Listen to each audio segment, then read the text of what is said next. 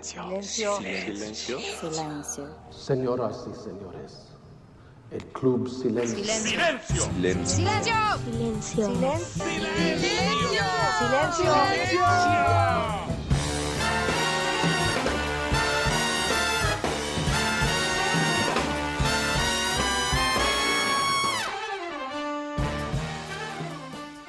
Buenas tardes, bienvenidos a Silencio y vamos a iniciar con los temas que tenemos esta tarde para usted.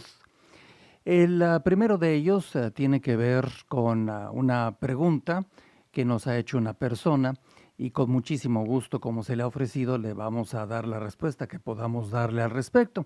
Así que le pedimos a Andrea si nos puede comentar de quién se trata. Cecilia Brockman nos pregunta, ¿ves con optimismo que la CNTE sea hoy una especie en vías de extinción? Gracias a Cecilia Brockman. En el caso de la Coordinadora Nacional de Trabajadores de la Educación, en las últimas horas en la República Mexicana ha ocurrido una colección de eventos que tienen que ver con este tema que tiene décadas, como sabemos, décadas, insisto, de existir en México.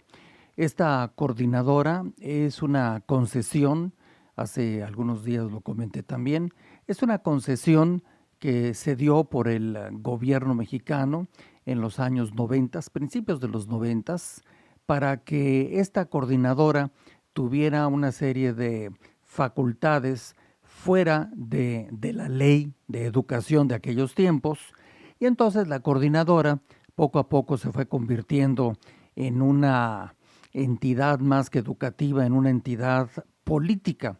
Después, como vieron que se les toleró el ser una entidad política y no educativa, entonces pasaron a ser una entidad de confrontación.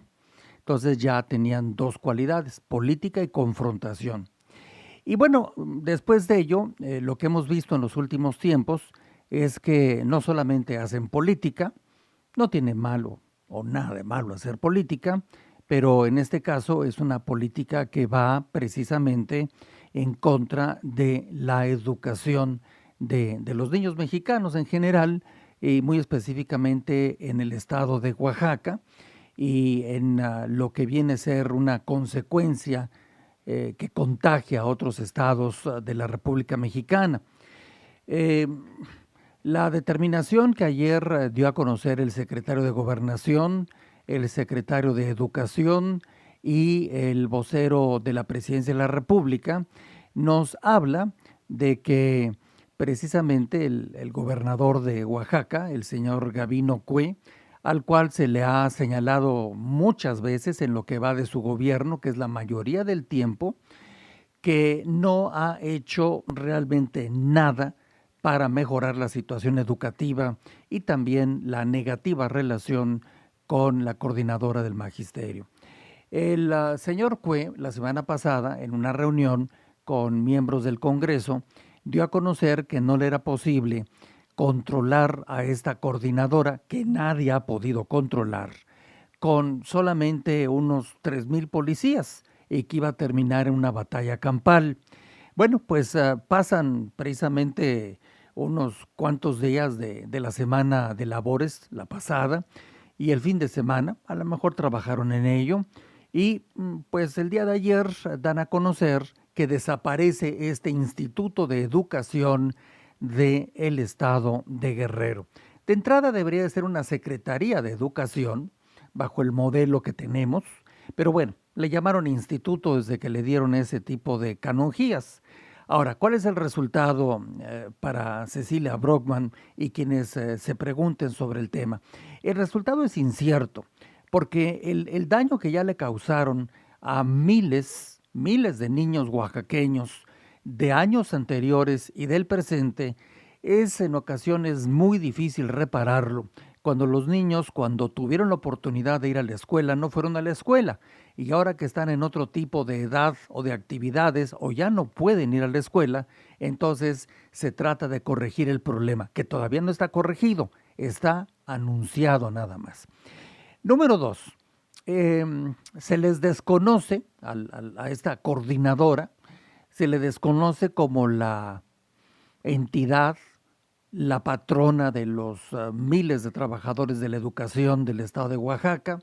Se había extremado en sus funciones, ellos controlaban todo el terreno administrativo del magisterio, lo cual no es función más que de una Secretaría de Educación Estatal y no lo es de un sindicato. Ahí los papeles están volteados. Por el otro lado, se hicieron propietarios de las llamadas plazas. Luego usted sabe, yo creo que es muy repetido esto en México y en otros lugares se sabe, que se volvieron personas antidigitales, totalmente en contra del Internet y ordenaron que todo lo que tuviera que ver con este medio de enseñanza, de comunicación, fuera desmontado de las escuelas y de los centros educativos del estado de Oaxaca, lo cual por supuesto es otro absurdo intolerable para los niños y para el país. Y así es una larga lista.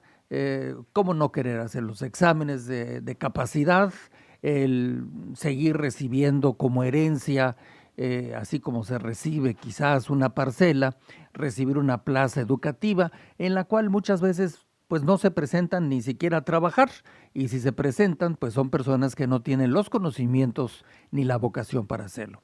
Ahora, ¿qué va a pasar para todas las personas que lo han preguntado, insisto, y para Cecilia Brockman? Lo que va a pasar, esa es la gran pregunta.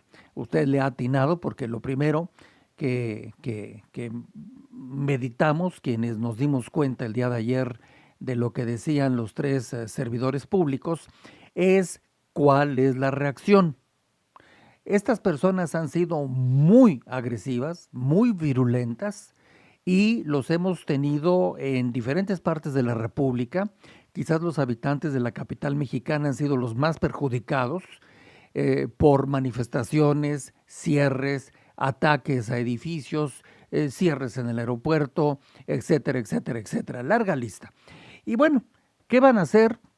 Me imagino que en este momento y desde ayer ya se van a cumplir al rato las 24 horas de esta circunstancia, seguramente van a tener una reacción. Habrá que esperarla, por lo pronto ya dejaron traslucir que pues no están de acuerdo y que algo van a tomar como determinación. Así que al gobierno lo único que le queda es ser la autoridad. Y ser la autoridad va a implicar muchas cosas que quizás no sean tan fáciles, que quizás una gran mayoría de los seres humanos no quieran tomar como determinación, porque estas personas ya han demostrado que llegan hasta los golpes y las agresiones y el sabotaje. Se dejó crecer tanto que ahora quien lo vaya a resolver, que le corresponde en el tiempo a este gobierno, pues si va a ser consecuente con lo que ayer se anunció, va a tener que confrontar la situación tope donde tope, porque de no hacerlo, y por último, lo que va a suceder es que estas personas, después de algunos actos de posible agresión, puedan ver que a lo mejor el gobierno no está dispuesto a que las cosas lleguen a ciertos niveles. Y bueno, se haría un ridículo enorme después del anuncio del día de ayer. Pero atrás de todo esto, y con ello ahora sí cerramos, la pregunta es, ¿estamos tirando a la basura niños? ¿Los estamos tirando a la basura, a la pobreza, a la falta de oportunidad? Suena discurso, lo siento mucho, han utilizado estos términos para ello.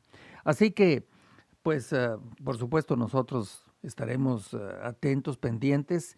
Y lo que sí es que si el gobierno logra poner un alto a esto, va a lograr mandar un mensaje a muchos otros sectores y a este mismo de que a lo mejor ya llegó la hora de no ser tolerantes.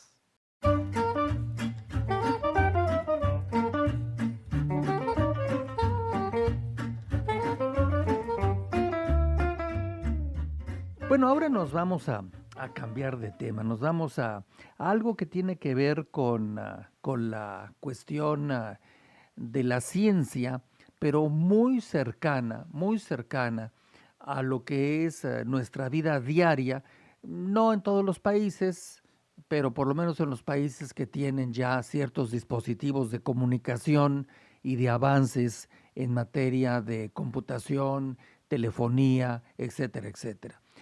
Tiene que ver con lo que le llamamos nosotros en una pronunciación en inglés, y a esto me refiero en muchos países, en otros le siguen llamando de manera textual.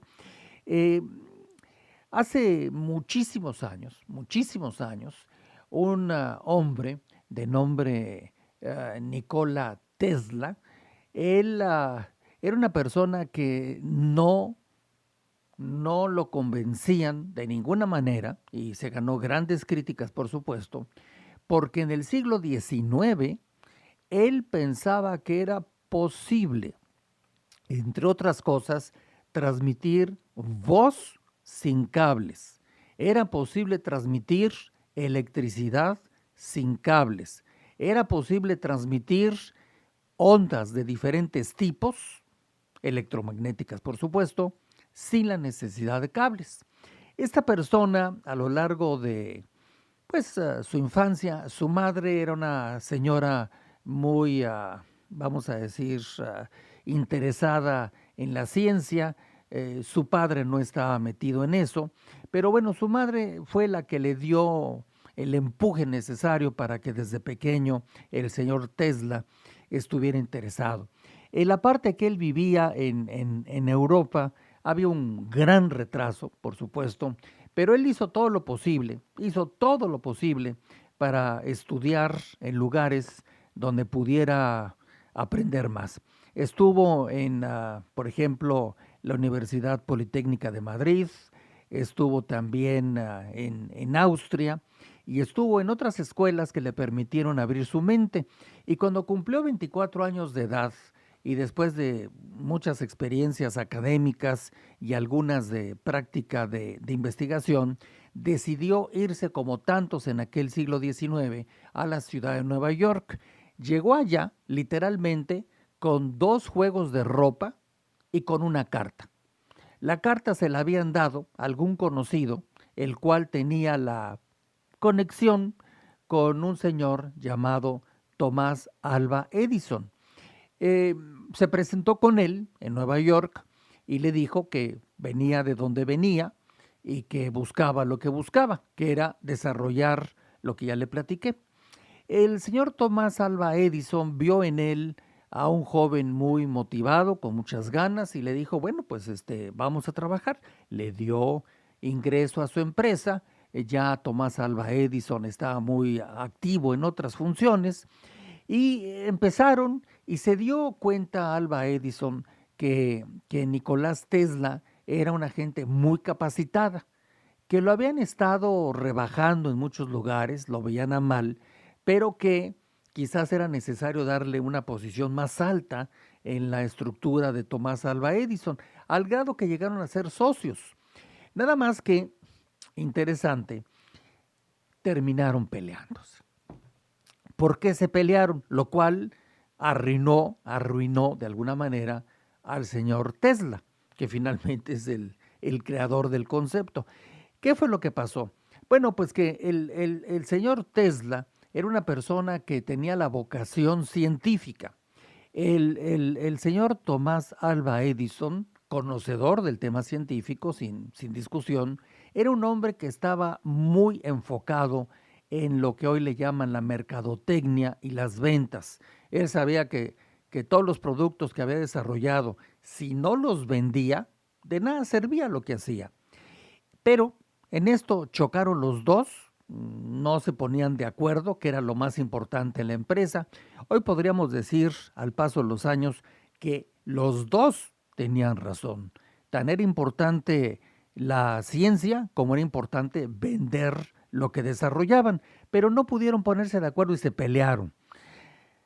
Entonces se salió por las calles, ahora sí como dicen, de Nueva York, y se encontró con un señor J.P. Morgan, que seguramente le ha de sonar J.P. Morgan, un banquero de aquellos tiempos, que llegó a ser muy importante, que incluso hoy su empresa es una empresa gigantesca a nivel mundial en el terreno bancario, financiero, etcétera. JP Morgan le dio dinero a Tesla y Tesla pudo abrir un pequeño laboratorio. En este laboratorio, en la calle 40, empezó a trabajar, la calle 40 de Nueva York, empezó a trabajar, desarrolló lo que él pensaba y el señor Morgan empezó a estar muy, muy contento con su labor de él, pero la envidia, ya sabe usted, doña Envidia es otra de las doñas. Doña Envidia, la de Tomás Alva Edison, no soportó que aquel hombre joven, después de que tuvieron una diferencia, se haya ido y haya tenido quien le apoyara. Por lo tanto, empezó a desprestigiarlo en los periódicos de la época, empezó a correr rumores en ciertos sectores científicos, hasta que finalmente el señor Morgan se sentía incómodo, ya no sabía para dónde voltear, si ayudar a quien estaba ayudando y le resultaba, o si el otro señor les iba a destruir la empresa que estaban haciendo, me refiero a la científica. Así que finalmente también le cerró la puerta equivocadamente al señor Tesla. El señor Tesla en ese momento sufrió pues un golpe emocional muy fuerte, muy fuerte. Empezó a dejar de trabajar, se encerró en su departamento, empezó a entrar en una profunda depresión. Después de ello pasa el tiempo, no había los medicamentos de estos tiempos y bueno, un día sale, pero lo empiezan a ver como una persona curiosa, una persona que le gustaba caminar, le gustaba observar la naturaleza, le gustaba ver a los animales, le gustaba leer en los parques y se consiguió un trabajo en una fábrica. Era un obrero en una fábrica y vivía de eso, siendo un genio, siendo de hecho el genio que desarrolló la radio, no Marconi, el cual estuvo ligado, después de que se salió Tesla, estuvo ligado con Tomás Alva Edison. La historia es mucho más larga, por supuesto. El señor Tesla falleció ya en el siglo pasado, en el siglo XX, y bueno, pues murió en la pobreza, habiendo dejado infinidad de cosas muy importantes, tan importantes que en este momento me voy a comunicar precisamente con José Manuel Abad Liñán. Él es corresponsal de tecnología del diario El País en España, en la capital española, y un hombre que siempre está al día en todas estas materias. Es algo muy interesante que seguramente no hoy, como sospechamos, le va a cambiar la vida a muchas personas, y me refiero a la vida en el sentido práctico, y más adelante el cambio será mucho mayor, pero parece ser que se cumple el sueño de Tesla, transmitir energía y voz sin la necesidad de cables. Así que estamos en comunicación con España. Tenemos en la línea de silencio desde la capital de España, en Madrid, a el periodista, al señor José Manuel Abad Liñán. El señor Abad Liñán nos ha acompañado en otras ocasiones. Él es corresponsal de tecnología para el prestigiado diario El País. ¿Cómo le va? Muy buenas tardes, señor Abad Liñán. Muy buenas tardes, José. Muy bien, con mucho gusto de hablar con ustedes, como siempre. Muchísimas gracias. Hoy hay un artículo muy interesante de usted allá en España sobre el caso de algo que tiene que ver precisamente con los sueños de Nicolás Tesla. Y bueno, pues usted nos explica en ese artículo precisamente el tema que está relacionado con lo que ustedes llaman en España la Wi-Fi, y en otras partes del mundo le dicen la Wi-Fi, así todo el mundo estamos en el mismo término. Y si no tiene a mal, me gustaría que pudiera comentarle a nuestro auditorio exactamente de qué se trata este nuevo avance. ¿Cómo no? Como usted bien ha dicho, Tesla tenía un sueño, tenía muchos sueños, pero uno de ellos consistía en que la gente se pudiera comunicar sin cables. por el mundo. Ese sueño, esa parte del sueño ya se ha conseguido, ¿no? Pues mire, aquí estamos usted y yo hablando a través de Internet, sí. a través de los móviles, a través de la radio. Así Pero la es. segunda parte del sueño de Tesla era que también se pudiera transmitir energía sin cables. Y esa parte de su sueño, pues bueno, se le ha resistido un poco más a la tecnología. Hoy día ya es posible, por ejemplo, que carguemos los celulares, los móviles, con pequeñas alfombrillas, Sí. pero poco más allá. ¿Qué es lo que ha ocurrido ahora? Pues que unos investigadores de la Universidad del Estado de Washington, en Estados Unidos, han conseguido transmitir energía desde un router como el que tenemos en casa, un Ajá, Wi-Fi, una sí. Wi-Fi, y han cargado unas pequeñas pilas a una distancia de hasta 8 metros. 8 Es metros algo de distancia. sorprendente. 8 metros de distancia. Es algo Sí. sorprendente porque, claro, el Wi-Fi, la Wi-Fi se usa para comunicarnos, para conectarnos a Internet, pero no para cargar de energía a distancia. Y esto abre pues todo un nuevo campo de posibilidades. Bueno, indiscutiblemente que es un avance difícil de calificar por todo lo que nos abre en el espacio. Ahora, en el caso de lo que llamamos la Wi-Fi o como la queramos llamar, ¿es exactamente esa tecnología tal cual la estamos utilizando en diferentes partes del mundo en este momento o requiere de alguna modificación para poder transmitir energía a baterías? Pues mire, sí y no. Vamos a aclararlo. La tecnología es la misma. El router que se ha usado es el mismo que podemos tener usted y yo, cualquiera de nuestros oyentes, en sus casas. Lo que han empeñado ellos, lo que han empleado, es un aparato que recoge parte de la energía que ahora mismo ese router desperdicia. Sí. Entonces sí que hay un aparato añadido, ellos lo llaman cosechador o recolector de energía, que aprovecha parte de la energía que ese router dispersa y la canaliza hacia las baterías. Pero es un aparato muy sencillo, no supone ni una gran inversión ni ninguna complicación desde el punto de vista tecnológico. Es un aparato que ya existía. Ahora, cuando usted me dice ya existía, está hablando del aparato, pero lo que es ya el proceso de a través de la Wi-Fi y de este router hacer llegar la energía a baterías o a diferentes equipos que utilizan la energía, ¿es algo que ya se está usando o estamos en el proceso de anunciar que se ha logrado ya la conclusión para poder llevarlo a la práctica? Estamos en algo aún muy inicial y yo creo que eso es importante hacerlo porque es muy probable que nuestros oyentes estén ya pensando en que se va a poder cargar el celular con la Wi-Fi y el Wi-Fi de sus casas. De eso estamos muy, muy lejos. De momento esto se va a poder usar solo pues para dispositivos muy pequeños que requieren muy poca energía. Lo que ocurre es que esos dispositivos ya empiezan a estar presentes en muchas casas, porque le hablo, por ejemplo, de pequeñas cámaras que tienen algunas personas en su casa pues para vigilancia, conectadas a Internet. Le hablo también de pequeños sensores de temperatura que en casas que usan domótica se emplean, por ejemplo, para activar el aire acondicionado o la calefacción. Es decir, son dispositivos que ya existen y que se podrían alimentar directamente con la Wi-Fi que hay en la casa, sin tener que consumir la energía eléctrica de la red.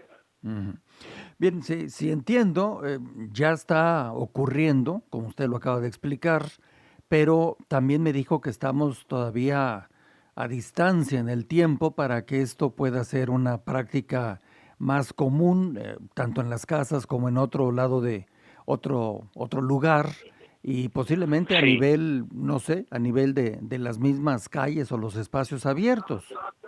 Efectivamente. Y el motivo por el que aún estemos muy lejos es porque este sistema solo consigue transmitir cantidades de energía muy pequeñas. Para que pudiera transmitir la energía que requiere, ya le digo, un teléfono celular o un aparato aún mayor, la potencia de esa señal tendría que ser enorme, enorme, enorme. Tan grande tendría que ser que podría incluso dañar a los seres humanos. Nosotros estamos rodeados de señales, vivimos Sí, rodeados claro. de señales. Las limitaciones de esas señales hacen que no sean dañinas en absoluto para ningún ser humano. Pero sí, claro, si se aumenta la potencia, sí que pueden serlo. Entonces vamos a pensar que este nuevo descubrimiento va a servir únicamente para alimentar dispositivos muy, muy, muy pequeños, pero aún así es muy interesante. Sí, no, por supuesto, es una gran evolución, pero en el caso de tener, como hace unos minutos lo comentaba, tener la posibilidad de entrar a terrenos mayores en la transmisión de energía a través de la Wi-Fi, ¿cuáles son los pasos que tienen todavía que realizarse científicamente? Pues mire, lo fundamental es saber cómo es posible transmitir más energía sin dañar al entorno, sin dañar a las personas, Sí. o bien cómo conseguir aparatos que consuman cada vez menos energía. Es decir, cómo hacer que un teléfono inteligente necesite menos energía para funcionar. Esas son las dos vías que hay de investigación. ¿Qué es lo que está ocurriendo? Pues que a todos nos gustan los celulares que tienen pantallas enormes, ¿verdad? Claro, claro. Que son capaces de reproducir vídeo, imágenes a alta calidad, y eso consume muchísima energía. Entonces, ese es el campo de crecimiento, digamos. Sí, me suena, a ver si usted me lo aclara, me suena paradójico, porque aunque ya se tiene el concepto, eh, quiere decir que tenemos que reducir el tamaño del consumo de energía y quizás los diferentes beneficios que nos dan muchos de estos equipos, para que entonces con la energía que hoy produce Wi-Fi los podamos cargar a distancia para que funcionen, pero no podemos incrementar aparentemente, según entiendo, la potencia de la energía en Wi-Fi, porque entonces nos causaría daño a nosotros, posiblemente a los animales y posiblemente a otras cosas más. Así es, tiene usted toda la razón. Mire, esto es como si fuera una cuestión de capricho, ¿no? ¿Qué prefiere uno? Poder usar la Wi-Fi para cargar sus dispositivos, oye, que es algo que está muy bien, porque al fin y al cabo podríamos cargarlos teniéndolos simplemente en casa. No haría falta estar atentos a ellos, ¿no? Eso es si esa es una prioridad, pues ya sabemos que esos dispositivos tienen que ser muy pequeños, muy ligeros. No pueden ser nuestros celulares actuales. Si la prioridad es la contraria, es decir, que queremos seguir usando nuestros celulares, nuestros teléfonos para otras cuestiones, es necesario prescindir de este sistema de energía. Pero aún así, José, se está investigando mucho sobre todo en almacenamiento de energía en pequeñas baterías, en pilas, que es otra línea de investigación distinta a la de ahora, pero aún así muy interesante. Pero da la sensación de que hay dos caminos que seguir trabajando en ellos. Uno, el que ya nos he explicado, por ejemplo, nada más a título de eso, el que una persona llegue a una oficina, a su casa, trae su teléfono móvil, lo deja encima de una mesa o donde desee y no tiene que conectarlo, según entendemos. Y bueno, si después de media hora, una hora o al día siguiente sale, ya se volvió a cargar sin tener que haber pues puesto un cable, etcétera, y conectarlo a lo que llamamos en otras partes un enchufe, un conector. Correcto. Bien, eso por supuesto es un avance hasta parece mágico, ¿verdad? Pero yo me imagino que existirá la presión para que aparatos, porque tenemos dos tendencias, según percibo yo, sin ser experto en esto. Una tendencia es esto que nos está explicando José Manuel Abad Liñán desde España, y otra cosa es el que aparentemente las empresas fabricantes de todos estos equipos electrónicos y digitales cada día le incluyen más elementos que el ser humano puede utilizar, ya sea para usos prácticos o para la diversión. Entonces son como dos caminos en contrario. Sí, tiene usted razón, es una buena manera de verlo. No obstante, a mí me gusta ver este tipo de avances como no solo significativos en sí, ¿no?, sino como alicientes para que los investigadores sigan probando nuevas opciones. para gadgets y para este tipo de dispositivos. En este caso, yo lo que creo es que seguro que hay muchos investigadores, alguno puede que nos esté escuchando, que pensaban que esto que hoy estamos comentando era totalmente imposible, porque lo era, hasta hace muy poco tiempo. A partir de ahora, sabiendo que esto es así, confiemos en que haya gente que lo escuche y que diga, bueno, pues ya que sabemos que esto es posible, a mí se me ocurre esta manera de mejorarlo. Es la manera en la que suele avanzar la ciencia y sobre todo la tecnología, a partir de pequeños pasos anteriores que permiten ser mucho más ambicioso de lo que uno podría pensar. Bueno, hoy por hoy, en alguna parte del mundo, o quizás en varias, ya podemos utilizar lo que nos explicó al principio, o sea, recargar aparatos de telefonía, baterías, electrodomésticos, ¿eso ya lo podemos hacer? Se pueden recargar algunos dispositivos, por ejemplo, algunos teléfonos celulares se recargan con unas alfombrillas muy finas, simplemente posándolos encima. Eso es posible porque la distancia entre la alfombrilla y el celular es cero, no hay nada. Lo novedoso de hoy ha sido ver que se podría cargar otro dispositivo con distancias de hasta 8 metros. Bien, pero entonces, lo que hemos visto hoy si me permite, lo que hemos visto hoy aún no está disponible, digamos, en el mercado. Simplemente está en un estado de experimentación, pero que ha demostrado ser factible. Claro, importante aclaración, pero jugando un poco con el futuro, lo que sí podríamos pensar es que, como usted ya lo decía hace un rato, los científicos seguirán trabajando y, bueno, lo ideal, y posiblemente se logre, o seguramente lo van a lograr, le ha puesto la palabra mía a eso, es que en algunos años, o en el tiempo que sea necesario, van a encontrar las fórmulas para que podamos realmente, sin dañarnos a nosotros, como usted ya lo dijo, utilizar la Wi-Fi o la Wi-Fi para poder generar transmisión de energía eléctrica a través, como incluso lo pensaba en su momento el propio Nicolás Tesla.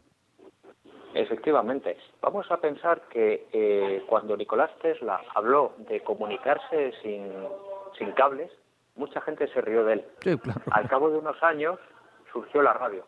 La radio, que como usted bien sabe, en parte se debe a los avances que el propio Nicolás Tesla puso en marcha. Aunque él no fue el inventor como tal, bueno, es una cuestión muy discutida, pero sí que es verdad que Nikola Tesla creía en algo en lo que prácticamente nadie más creía. La otra parte de su creencia es esta de enviar energía sin cables, a través del aire. La historia se ha tomado mucho más tiempo en demostrar que él tenía razón, y estamos empezando. Pero yo creo que sí que es de esperar que en los próximos años veamos, y de manera muy próxima, veamos avances increíbles en la cuestión de la energía, del almacenamiento de la energía y de la emisión de energía sin cables. Vamos a cruzar los dedos y vamos a estar muy atentos a lo que hacen equipos como este de la Universidad del Estado de Washington, porque creo que nos van a seguir sorprendiendo. Pues no cabe duda que este hombre tenía una mente privilegiada, la cual lo llevó a muchas aventuras que usted ha de conocer, aventuras en el buen sentido del término, aventuras tecnológicas, científicas, empresariales. Lástima que la vida o sus decisiones o las decisiones de otros hicieron que terminara siendo una persona empobrecida, que murió en la bancarrota en Nueva York, un hombre que aparentemente le plagiaron muchísimos de sus avances tecnológicos y que al final de cuentas lo consideraban como alguien que estaba un poquito como fuera de la realidad de su momento y se dedicaba a recorrer parques y a buscar pajaritos. Sí, señor, especialmente palomas, que sabe usted que eran sus predilectas. Así es. Y bueno, pues sí, el golpe para él fue muy fuerte, pero indiscutiblemente el tiempo pone todo en su lugar y qué bueno que nos ha platicado sobre este señor, Que bueno, ya alguna ocasión lo comentamos, pero bueno, tenemos desarrollos muy interesantes en el terreno automotriz también y en baterías para lo que es energía en casas o en oficinas. Así es, y que han tenido el detalle de ponerle el mismo nombre que el de nuestro inventor.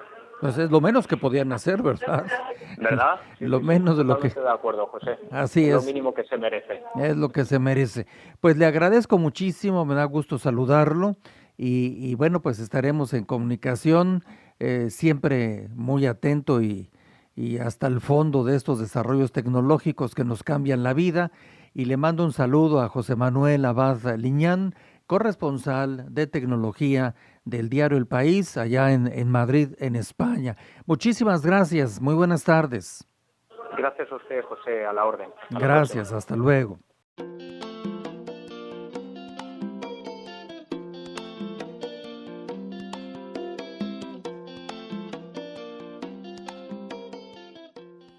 En los Estados Unidos, en este país, desde el domingo, el lunes, el martes, hoy miércoles y mañana jueves, se está desarrollando una reunión con cerca de 4,000 médicos, investigadores en materia de esta enfermedad, que quienes la padecen quizás ni siquiera se dan cuenta, pero quienes los ven no dejan de calificarla como una enfermedad terrible, literalmente terrible. Porque cuando alguien pierde conciencia de quién es, pierde su memoria, pierde su archivo, pierde muchas veces hasta las formas y las maneras, es una circunstancia muy difícil y no se ha encontrado una solución definitiva al problema del Alzheimer. Entonces, este grupo de personas están trabajando porque hoy por hoy, de acuerdo a los datos estadísticos, por lo menos en Estados Unidos, podríamos luego sumar cifras de otros países, estamos hablando de cerca de 5 millones de personas que día y noche están viviendo en condición literalmente de un asiento, de un mueble, que no pueden bastarse a sí mismos. Claro, para llegar a ese extremo van pasando meses, en ocasiones años. Hay procesos más rápidos y más cortos. Ya se saben algunas ideas, en principio es un asunto que tiene que ver con las neuronas, con las células, tiene que ver con las proteínas, pero finalmente no se ha logrado, se han desarrollado algunos productos médicos que en algunas personas dan un poquito de resultado, frenan un poco el momento, pero no lo resuelven definitivamente. Así que vamos a ver, porque para el año 2050, dicen los científicos que están trabajando ahorita allá en Washington, que en este país, insisto, habrá cerca de 13 a 14 millones de personas con la enfermedad de no saber quién soy, de no bastarme a mí mismo y de ser lo que ya le dije. Una forma, es un precio quizás que a veces no se tomó en cuenta cuando algunos hablan del deseo de vivir 80, 90, 100, 120 años.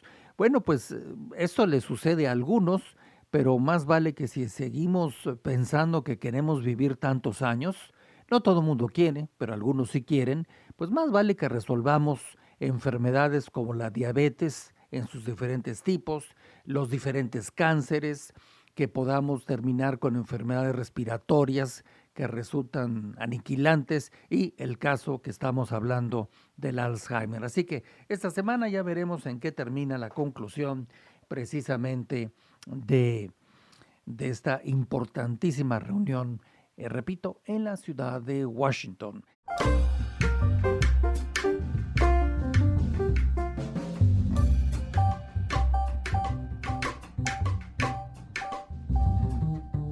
El filósofo chino, considerado el fundador del taoísmo y autor de la obra Tao Te Ching, Lao Tse, dijo lo siguiente: da y tendrás en abundancia. Bueno, pues todas estas personas o estos personajes que son mencionados por Andrea aquí en silencio, son personas que por alguna razón su mente les permite llegar a conclusiones tan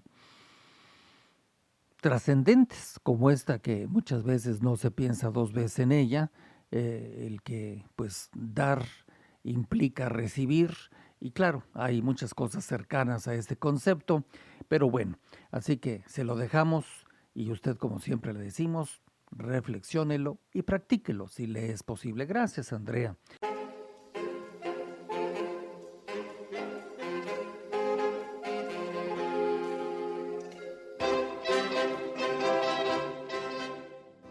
¿Por qué no se extraditó a Archibaldo a tiempo? Bueno, ya le platicamos ayer, no tiene caso que le aburra con lo mismo, desde cuando tenía la Procuraduría General de la República de México, que está al frente la señora Arely Gómez. Ya le habíamos dicho que días antes de la llamada fuga del túnel de Archibaldo, ya se tenía la petición de los Estados Unidos para extraditar al narcotraficante que algunos califican como el más peligroso del mundo, otros no lo califican así, pero bueno, el hecho es que el señor indiscutiblemente es lo que ya sabemos. ¿Qué sucede? Bueno, lo que sucede con Archibaldo es que lo vamos a conectar con una información que surge en las últimas horas, en la cual hace ya algún tiempo se reunieron el señor Holder, que era el Procurador General de Justicia de los Estados Unidos, y también el señor Jesús Murillo Caram, que era el Procurador de Justicia de los Estados Unidos mexicanos.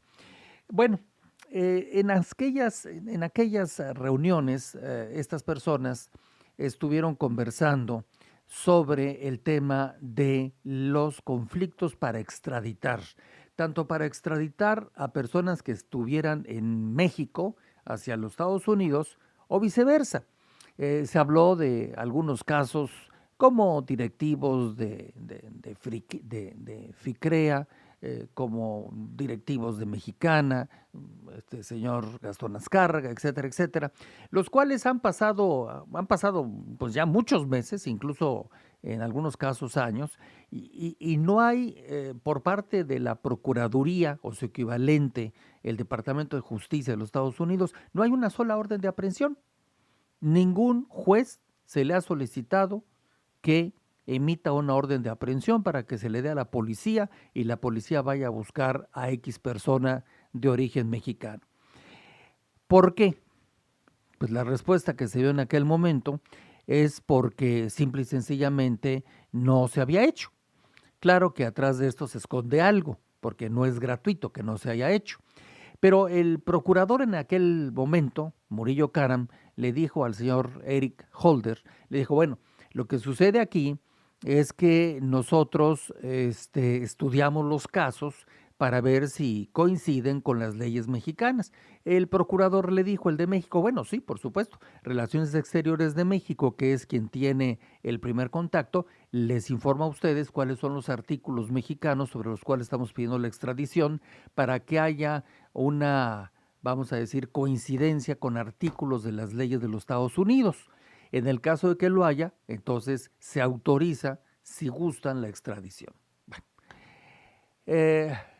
Murillo Caram, aparentemente, según estos documentos, expresaba que lo que pasa es que Estados Unidos, cuando logra la extradición de alguien de México hacia acá, lo convierte en una persona que se vuelve, un término que todos ya conocemos, testigo protegido.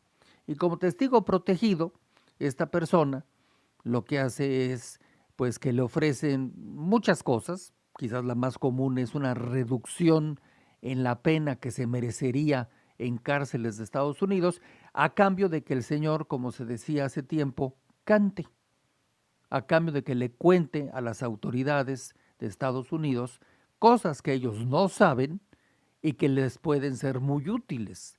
Así que la percepción mexicana, eso es lo que decía Murillo Caram cuando era procurador, era que pues no era muy conveniente que los delincuentes de cuello blanco, como estos tres señalados, y algunos más de cuello negro, gris o como usted quiera, al final de cuentas en estos tiempos las cosas han ido cambiando y no es que los detengan y los metan a la cárcel, sino que los usan para lo que ya expliqué. Y eso parece ser que, por supuesto, no es lo que México busca. No busca que se pongan a hablar, sino busca que los metan a la celda. Vamos a ver qué sucede, pero es algo que empieza a correrse precisamente en estos documentos que, como dicen, se han filtrado y nos pueden explicar un poco lo que ha sucedido en el caso de Archibaldo y de otras personas. Sobre este señor, hasta este momento que estamos haciendo silencio, no ha aparecido. No ha aparecido. Queremos suponer que lo están buscando, queremos suponer, y así lo han ofrecido el presidente, el secretario de Gobernación, etcétera, etcétera, pero el señor todavía sigue escondido y no lo han encontrado. Vamos a ver qué ocurre. Una moneda,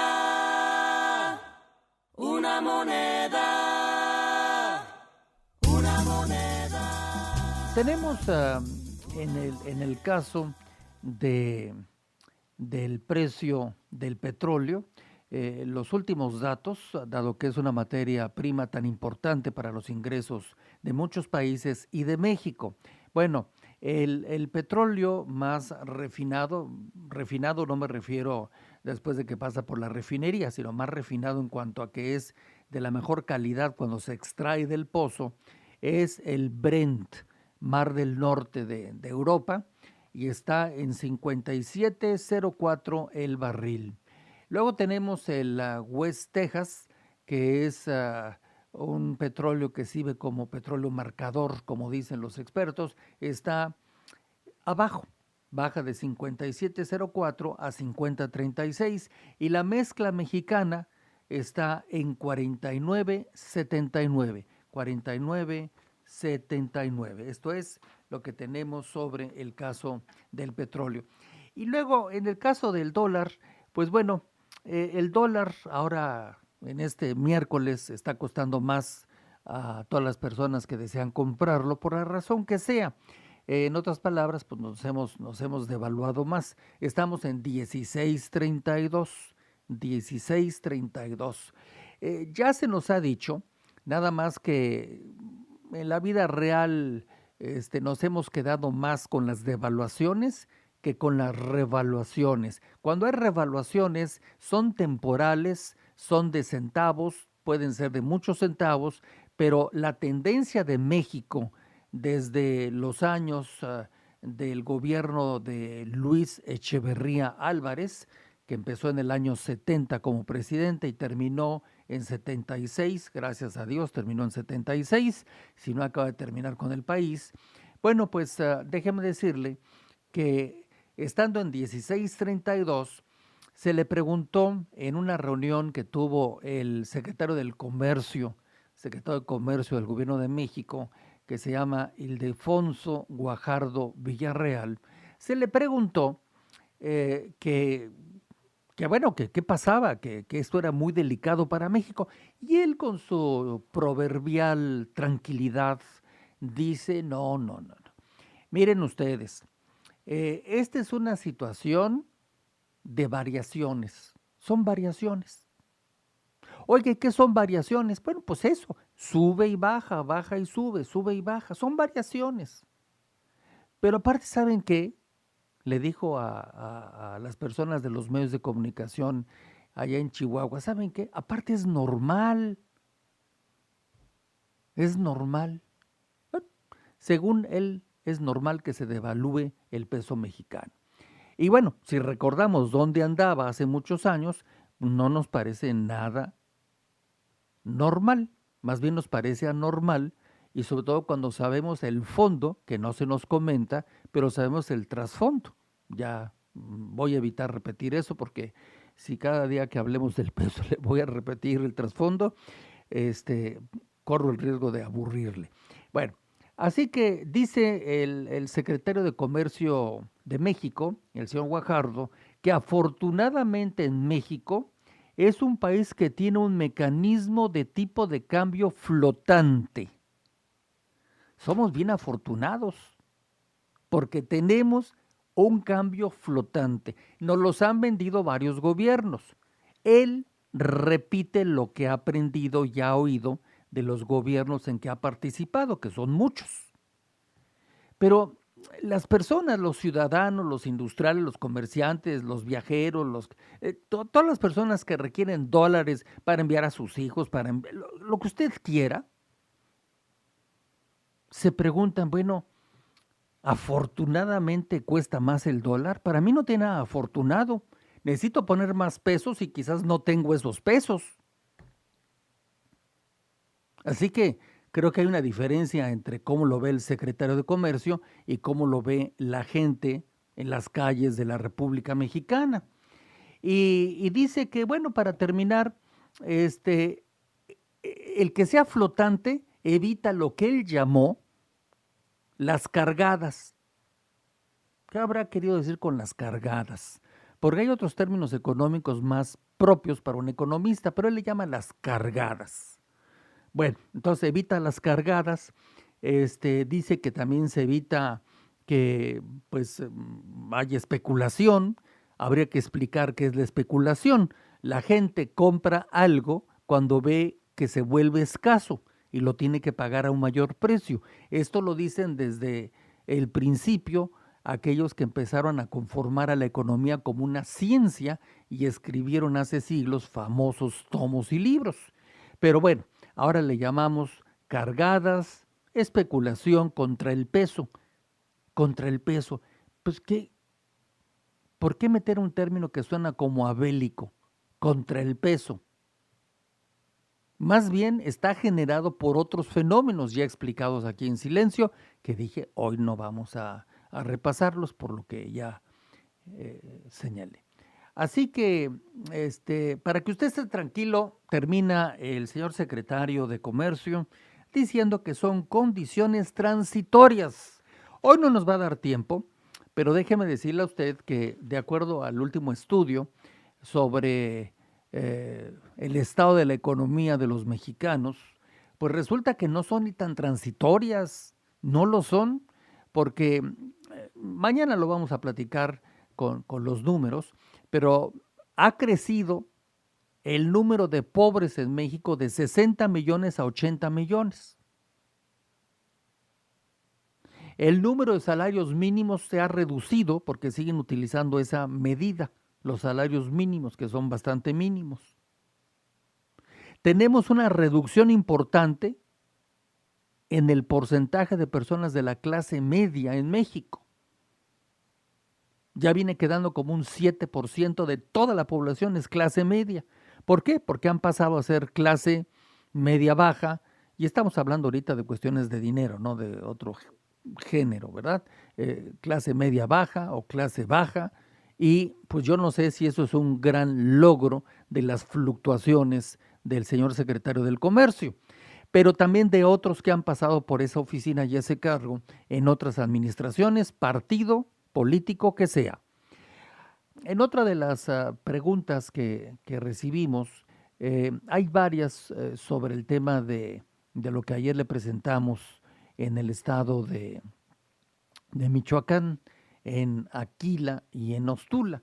Bueno, ¿qué hay de nuevo? Mire, hasta este momento, de nuevo se dice que hay personas detenidas, que se están haciendo investigaciones, que se están haciendo peritajes, los muertos se murieron y ya están en proceso de quedar 3 metros bajo tierra. Los responsables, así como decir es este y este y este y este, pues no hemos llegado a ese proceso, aunque han ofrecido a las autoridades castrenses y algunas más policíacas el que van a poner frente al juez si es que hay responsables del fallecimiento de estos dos pequeños, que ayer ya hablamos de eso suficiente, y también de este hombre de 60 años de edad en el estado de Michoacán.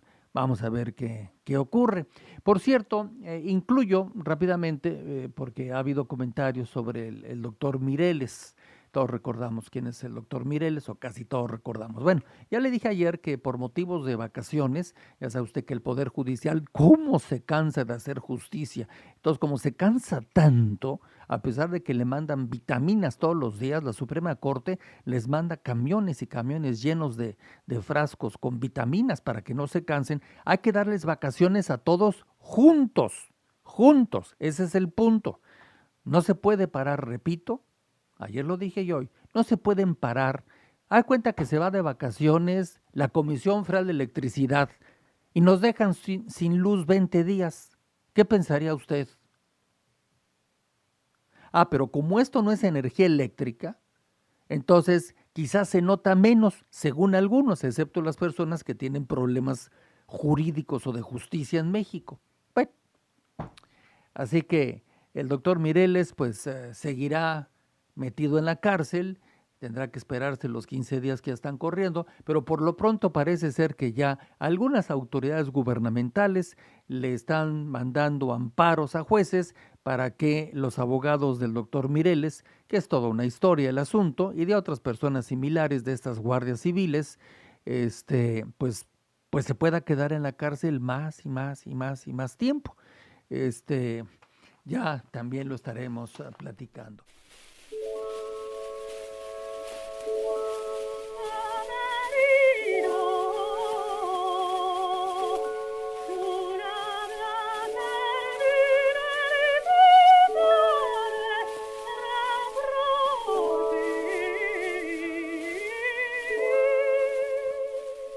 Nos vamos al tema de Doña Historia. En 1847, en Tabasco, en México, los mexicanos se expulsan mediante pues el sistema de guerrillas, a invasores de los Estados Unidos de Norteamérica.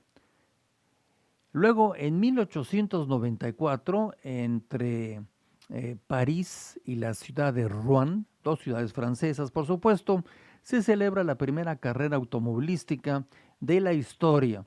La velocidad media de los vehículos alcanza los 20 kilómetros por hora, imagínense, 20 kilómetros por hora. Bueno, lógicamente estamos hablando de una estructura de automóviles todavía muy, muy primaria, 1894, y bueno, alcanzaban los 20 kilómetros que les señalé por hora. En 1901, el Reino de Serbia restablece sus relaciones diplomáticas con el Principado de Montenegro. ¿Quién les iba a decir a estas zonas del mundo que al paso de algunas décadas iban a ser foco y centro de la Primera Guerra Mundial y de otros desaguisados en Europa y otros países? Pero bueno, mientras tanto estaban reacomodando los territorios. Lo voy a llevar ahora a otro sector, el año de 1931. En 1931, quiero decirle a usted que se lleva a cabo una huelga que marcó mucho la mente de los trabajadores españoles. Fue una huelga general en Sevilla, le llamaron huelga revolucionaria y fue creado por los grupos sindicalistas de aquella época. Luego también le quiero llevar ahora en 1934 a Chicago. Había gángsters, ya son personajes famosos de los libros y las películas. Bueno, pues uno que se llamaba, dicen que era el más famoso, pero bueno, hasta se compite en ese cargo, John Dillinger, enemigo público número 1 en los Estados Unidos, así lo calificaban. Bueno, el señor Dillinger murió abatido por las balas de los agentes de la Oficina Federal o el Buró Federal de Investigaciones, el FBI, y se terminó su larga historia de crímenes. En 1937, México, país, recibe a 500 niños españoles exiliados por la Guerra Civil Española. Francisco Franco y todas sus locuras, y bueno, el franquismo hizo que se fueran a México. Eran los tiempos ya muy repetidos de México, de Lázaro Cárdenas, que le abrió la puerta cuando era presidente a estos 500 niños, de los cuales se ha hablado mucho, porque muchos de ellos hicieron mucho por México, que les abrió las puertas, otros no tanto, pero siempre son bien recordados. Luego nos vamos a 1943. En Suiza, en el corazón de Europa, se prohíben los partidos políticos que estén inspirados en el nacionalsocialismo. Recordemos que estábamos hablando de 43, en plena Segunda Guerra Mundial. Los suizos, que son neutrales y hasta la fecha son neutrales en estas materias, bueno, pues ellos en ese año lo reconfirmaron a través de sus leyes internas y prohibieron partidos que tuvieran algún sabor al nazismo. Luego tenemos, para ya ir terminando, algunos aspectos. Por ejemplo, este hecho de 1977 ha cambiado el mundo que hoy vivimos. Un hombre bajito de estatura, Deng Xiaoping, este señor es el que es responsabilizado del timón de China, cuando China tenía otras prácticas que no le eran muy convenientes para dar de comer, para dar salud, para hacer comercio, para tener divisas y muchas cosas. Bueno, pues entonces Deng Xiaoping empezó a mover una maquinaria muy difícil, como es la del Partido Comunista Chino, y todos los intereses involucrados, y combinó dos cosas que no eran combinables. Si alguien se lo dice, usted lo reprueba. En un vaso, la mitad la llena usted de comunismo chino y la otra mitad la llena usted de neoliberalismo de la Gran Bretaña o de universidades de los Estados Unidos. Entonces le pone usted mitad a mitad, una cuchara larga, lo revuelve y resultó el modelo chino, que ningún filósofo de tiempos pasados hubiera pensado que esto podría hacerse. Pero este señor, Deng Xiaoping, lo logró, aunque ahora China está en una circunstancia que todavía los economistas nos dicen que no le entienden bien a bien, porque ha bajado sus crecimientos del 11 y del 12% al 7%. El último mes creció un poquito, pero bueno, un mes no hace verano. Vamos a ver qué sucede. Hay algunos economistas que dicen que estamos viendo el principio de la caída de China. Otros dicen que son unos exagerados, que es una circunstancia porque el mundo está en una especie de recesión no declarada, pero sí practicada. Así que bueno, por eso le quise recordar a Deng Xiaoping. Y ¿a usted le gustan los calamares? Bueno, mire, posiblemente si quiere uno muy grande, si tiene mucha hambre, ocurrió en el año 2002 en una playa de Tasmania. Tasmania es una pequeña isla triangular, esa es la forma, que está en el sur de Australia. Bueno, pues en Tasmania encontraron unas personas en una playa un calamar de 15 metros de largo. 15 metros de largo. Se llevaron un susto terrible. El calamar ya había pasado a mejor vida. Quién sabe cómo fue a dar a la playa y se murió. Así que, bueno, pues a lo mejor se va usted con su cañita de pescar a Tasmania, encuentra uno grande si es que va a tener algún evento social en su casa un día de estos.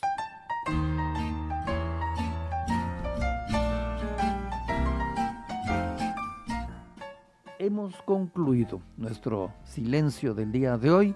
Yo me despido, José Gutiérrez Vivó, que le vaya muy bien y hasta mañana jueves.